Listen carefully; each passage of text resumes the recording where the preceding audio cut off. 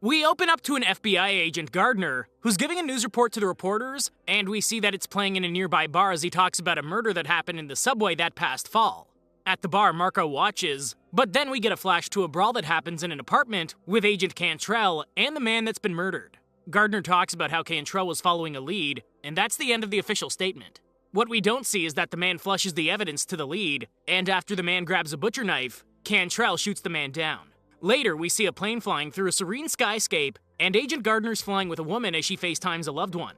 Then, the plane literally just starts losing altitude, and the plane crashes. If you're a little confused on the progression of this movie, you're not alone. It's all over the place. And after all that, we jump ahead 6 months to Nantucket Island. Now, we meet Nico as he drives down the road at nighttime, and he eventually makes it to a little bonfire that everyone's waiting at. Suddenly, Tilly pops up on her bicycle, and she's already had a nice pregame session on the way there. Lou introduces Nico to Tilly and Felicity, but Tilly doesn't make it very far before getting disqualified for throwing up.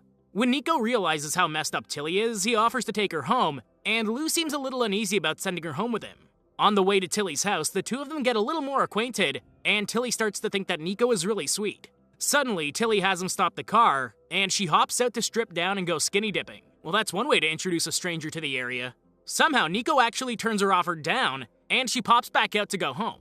She doesn't even bother to put her clothes on, she just pops out, grabs her clothes, and hops in the car. Apparently, Nico only refused because he doesn't know how to swim. That's a terrible reason. You're gonna learn today. When they finally get to Tilly's house, Nico tries to find out more about her, and she gives him her number before walking out. Nico tells her that he'll get her bike fixed, and he'll call her when it's ready. When Tilly gets inside, she tries to sneak upstairs, but Jennifer calls her over to the kitchen. Jennifer's worried about Tilly, and Chris tries to point out that she's only as worried as Tilly's mother would be if she was still alive.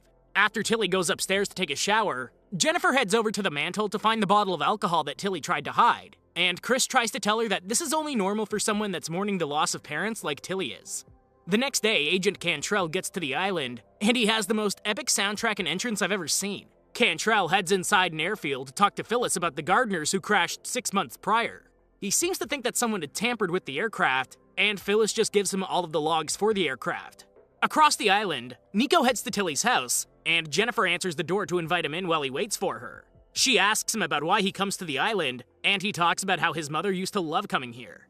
When Tilly gets downstairs, she hands him a towel, and the two of them head into town to pick up her bike. Tilly tells him that she's going to have to show him around town, and the two of them ride bikes around the island. When they get to the bike path, an older biker speeds through them and knocks Tilly off of her bike. So Nico tries to catch up with him, but his bike isn't made for speed. When he comes back to Tilly, she's happy that he came back, and she finds out that he's actually Albanian. That seems like a really minute detail, but they've already pointed that out about 4 times. It's a bit excessive for a character that's only been on screen for about 8 minutes. Meanwhile, Cantrell goes through surveillance camera footage, and he spots a man that snuck back to the plane before takeoff. When he freezes the footage, he gets the headshot he needs to track him down, and he calls Agent Hanley to tell him that the perp is headed for Nantucket Island. Cantrell is Tilly's godfather, and he seems to think that the man is headed there for revenge. Meanwhile, Tilly and Nico head back to her house, and she gives him a goodbye kiss to thank him for a wonderful day. Nico rides away, and Chris pops up to ask Tilly about Nico. Suddenly, things take a turn when a big boat rides out of the fog like a bat out of Silent Hill hell. When they reveal that the bad guy is actually a clean-shaven Marco, the music gets ridiculous. I'd almost think that this movie was actually some sort of parody, but no, it's super serious about all of this. This composer wasn't messing around. Nico heads to the dock, and he actually knows Marco. The two of them greet each other, and they head onto the boat to catch up. On the beach, Tilly and Chris walk and talk about Nico, and Chris starts to ask if she really knows anything about him. By the end of the conversation, Chris gives Tilly her seal of approval on Nico. Back on the boat, Marco asks Nico to show him a video of the famous 4th of July beach party, and Marco tells his brother that they need to do something big. It turns out that the man that was killed in the beginning of the movie was also their father, and Marco takes Nico into the boat to tell him a plan he has. Later, Nico goes to meet up with Tilly, and she starts to ask about his family. She finds out that his parents are dead, and Tilly decides to show Nico the video of her parents dying on the plane 6 months ago. It's all connected! What a coincidence! This can only end well for everybody, obviously. Suddenly, Lou shows up with a cooler of goods, and Felicity isn't too far behind him. Meanwhile, Cantrell heads to the cemetery to pay respects to Tilly's parents, and he heads inside the nearby church where Jennifer is celebrating her first year sober. He meets up with her after her meeting, and he tells her about how the plane was sabotaged before her brother died. He opens up more and more about why he's really there, and he shows her a picture of Marco to tell her that they might be in danger. When Cantrell hears that Tilly's new boyfriend is from Eastern Europe, he gets on the defensive, but he plays it cool. He sends her the picture of Marco, and they part ways for now. Later, the 4th of July celebration starts in town, and Chris is getting ready at the bar she works at. Meanwhile, Nico and Tilly chill on the beach, and Cantrell spies on them from the sidelines. After some drunk high and mighty rich boy kicks them off his part of the beach, they head somewhere else. Guess what? Marco's spying on them too. They're really invested in the lives of Nico and Tilly. I'd imagine that Marco has some big scheme to plan, and Cantrell literally just needs to look a little past the kids to find Marco, but no, they want to watch the kids make out on the beach. Nico takes Tilly to the bar that Chris and Jennifer own, and he introduces Tilly to some of his friends. When Chris spots Tilly, she stops by to say hello, and she takes Tilly's drink. Once Chris leaves, Tilly steals Nico's drink, and they continue their night. Suddenly, Chris hops up to the mic to dedicate a song to Tilly and Nico, and they head out onto the floor to slow dance. While they dance, Tilly thanks Nico for being him, and she explains that this is the first time she's felt happy since her parents died. Cantrell is still spying on them from the shadows. So is Marco. They're literally in the same place. And all Cantrell has to do to catch his man is to stop looking at Tilly and Nico for a couple of minutes. Later, Nico drops Tilly off, and he surprises her with a puppy. When did he stuff a puppy in the van? They've been together all day. Nico takes the puppy with him since Jennifer doesn't allow dogs, and he heads out. Cantrell follows him in his own car, but back at Tilly's house, Jennifer tells Tilly about what Cantrell did to her. Cantrell follows Nico to the docks where he watches Nico visit Marco on his boat. Nico walks in on Marco getting it on with a woman, but Marco kicks her out naked as soon as he spots Nico. Cantrell grabs the woman in the parking lot and he asks her about Marco. On the boat, Nico sits while Marco pours them some drinks, and Marco asks him about Tilly. Marco tries to make Nico see that Tilly is no good for him, but Nico swears that Tilly wouldn't betray him. Nico says that he needs to go get some rest, and Marco reminds him to bring the truck tomorrow so he can take his special fireworks to the big 4th of July event. Cantrell finally gets on Marco's boat. Cantrell really is epic. I don't know how Marco survived that kick down the stairs, but somehow he did. Cantrell isn't just holding his own though, he's out for blood. He grabs the fire axe, but he loses it soon after. That doesn't matter though. He grabs one of those fishing hooks and he rips Marco's insides. Cantrell ties Marco up with zip ties, and he looks around the boat for some more evidence of where the money and bombs are. He spots a flash drive that matches the one Marco's father flushed down the toilet, and he pulls it out of the computer. If you weren't expecting a jump scare in this movie, join the club. You get one though. That flash drive blows up and Cantrell goes flying back. Thank you for shooting my pulse sky high. In the morning, Nico shows up, and he comes downstairs to find Marco tied up and Cantrell's unconscious body. When he sees Marco's wound, he tries to tell him that he needs a doctor, but Marco wants to stick to the mission. He has Nico untie him, and Marco finally mentions that he has $5 million from their father. Marco has him put the special fireworks in the truck, and he sends him to deliver them.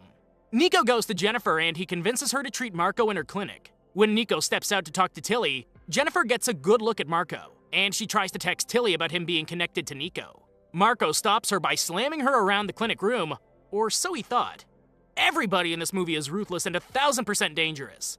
She's been slammed around the room, and she doesn't even have a single scratch on her. If you slam my head into a metal table, I'm gonna have the biggest forehead and bruise you've ever seen. Nico heads inside to find Jennifer getting ready to stab Marco, but she gets distracted. Marco takes advantage of the distraction, and he stabs Jennifer in the neck. Nico tries to help her, but it's too late. Nico places a sheet over her, and he helps Marco out of the clinic while grabbing Jennifer's phone. It turns out that the text did end up going through, and now Tilly is on high alert. Meanwhile, Lou comes out of the liquor shop, and he notices Nico driving in his pickup truck. Marco tells Nico that he has to hide the money, and he mentions that other martyrs will be in touch soon. The timer's set to go off at noon, and Nico helps Marco to his boat. Little do they know that Lou is taking a picture of them before he drives off. Once on the boat, Nico gets a call from Tilly, who's outside of Jennifer's clinic, and Nico agrees to come pick her up. This is all turning into one big mess. Is anyone going to make it out with a happy ending? I'm not entirely sure it's going to be possible for any of them at this point. They should just be happy to make it out alive. Tilly calls Chris to tell her about her aunt being missing, but Nico shows up just then. He tries to talk her down, but she knows that something's wrong. Even when Tilly asks him if he recognizes the picture of Marco, he denies it, and she sends him on his way. After Nico leaves, Tilly tries to call Cantrell, but his voicemail has the number of Agent Hanley on it. On Nico's way back to the boat, he calls Lou to have him call and comfort Tilly, but when he gets on the boat, he finds Marco watching the fireworks. Marco tells him to take the money and leave, and he tells Nico that their father fought their own people in exchange for visas.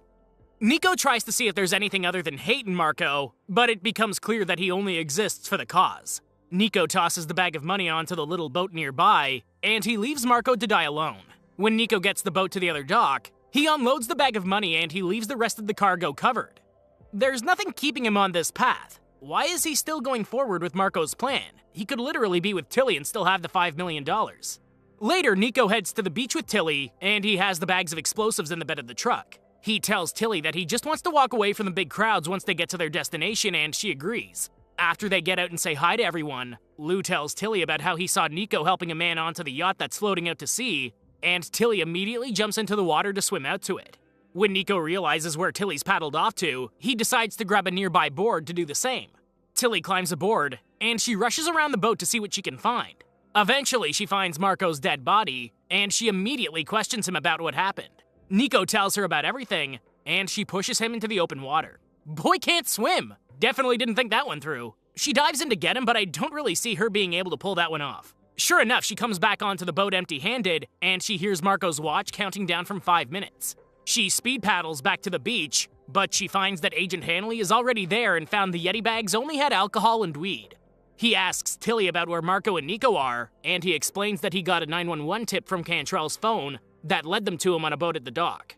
Cantrell is at the hospital and he's going to be just fine. He apologizes to Tilly for all of her loss, and he hears the bomb squad that there isn't any sign of an IED around the truck. Suddenly, the yacht blows up, and Tilly cries on Felicity's shoulder in Nico's truck. She finds that she has a text that Nico sent her before they went out to the boat, and it gives her a picture of where he buried the money. All of this could have been avoided. Nico could have saved this situation.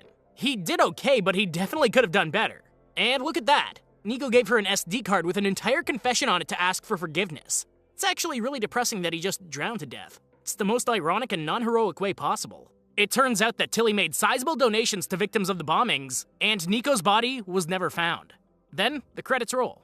Well, now I'm depressed. All in all, it was a good movie that was based on a part of the story you don't really hear about. Give it a shot. Thank you for watching, and I hope you enjoyed the video. Don't forget to like and subscribe for more like this one. Comment what you think I should watch next, and I'll see you in the next video.